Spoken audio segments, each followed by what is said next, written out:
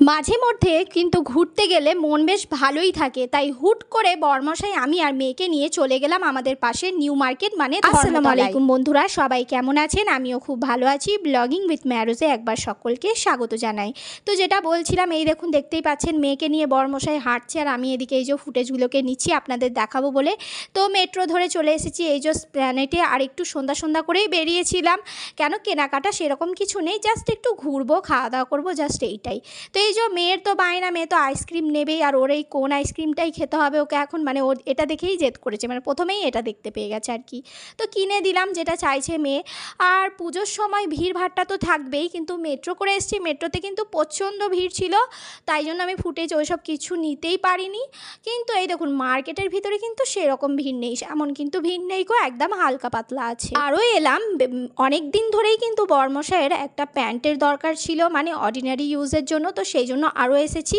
আর এই যে ঢুকে পড়লাম কিন্তু হোটেলের ভিতরে, রেস্টুরেন্টের ভিতরে। আর আমাদের কিন্তু এই যে প্লেসটা আপনারা দেখতে পাচ্ছেন, মানে যেটা আপনাদের দেখাচ্ছি, এটা থেকে আমি ছোটোবেলা থেকে এখানে এসে খাওয়া দাওয়া করি। পাখাটা চালিয়ে বসে গেলাম মেনু নিয়ে।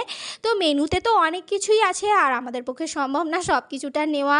যতই হোক আমরা মধ্যবিত্ত ফ্যামিলি থেকে বিলং করছি, তো পয়সাটাও আমাদের কাছে ম্যাটার করে। তো ঝটপট অর্ডার দিয়ে দিয়েছিলাম বিফ রোল। এখানে এই যে বিফ রোল মেয়ে তো খেতে শুরু করে দিয়েছে, ও যতটা খাবো খাবো করে ততটা খেতে পারে না। এই যে বরমশাইও খেতে বসে গেছে, আর আমি আছি এই সাইডে, আমি খাবো। আর আমি তো একটু টিল আবার, তো বাইরে বেরিয়ে চাটা খাবো। আর এই যে খোপ খোপ করা এগুলো কিন্তু খুবই সুন্দর। তো খাওয়া দাওয়া সেরে কিন্তু আবারও বেরিয়ে গেছে। এদিকে কত রকমের ক্লিপ, গার্ডার, সমস্ত কিছু বিক্রি হচ্ছে। আর এখানে হচ্ছে ওয়াও মোমো, যেটা খেতে অসাধারণ। এখানে দেখুন হাওয়াই মিঠাই বিক্রি হচ্ছে।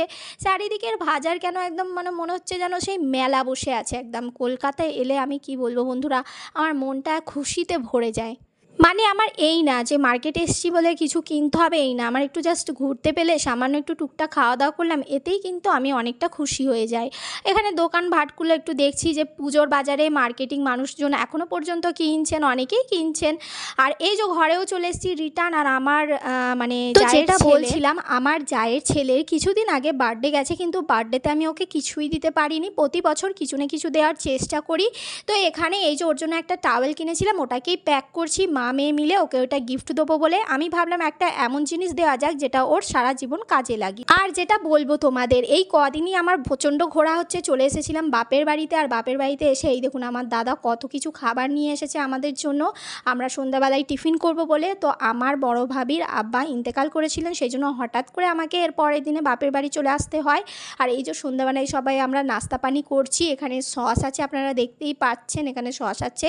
ওদিকে কিন্তু এনেছে পিৎজা, যেহেতু বাচ্চারা আছে, তারপরে পপকর্ন, চিকেন নিয়ে এসেছে, আর এখানে বার্গারও আছে। তো খাওয়া দাওয়া তো খুব ভালোই হচ্ছে। আর বাপের বাড়ি এসে কি মজাটাই আলাদা, মানে বাপের বাড়ির নাম শুনলেই যেন প্রত্যেকটা মেয়ের মুখে একটা আলাদা চিকনাহাট চলে আসে, তো সেটা আমারও হয়েছে।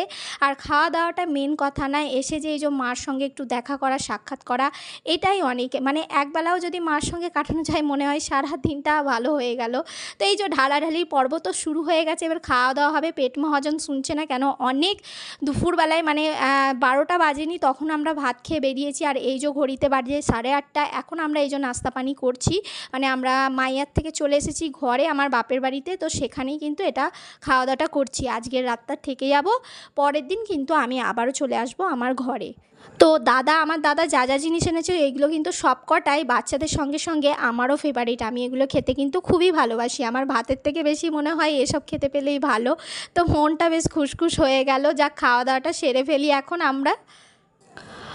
আর এই যে এদিকে আপনারা দেখতেই পাচ্ছেন, সকালবেলায় ঘুম থেকে উঠে পড়েছি, আর সকালবেলায় একদম উঠে চলে এসেছি এখানে গেটটা খুলতে। মা বাইরে ছিল মনে হয়, কি কোথায় আছে, মাকে আমি খুঁজছি কিন্তু পাই না। তো এবারে কিন্তু মুখ টুক ধুয়ে কিন্তু আমি নাস্তা করে নেবো। তো নাস্তা করা হয়ে গেছে, এখানে মাকে একটু হেল্প করে দিচ্ছি। এখানে বরবটে আছে অনেক, আর আমার আব্বুর দিনিয়াত আছে, তো দিনিয়াতের মেয়েদের জন্য রান্না হবে, প্লাস ঘরেও রান্না হবে।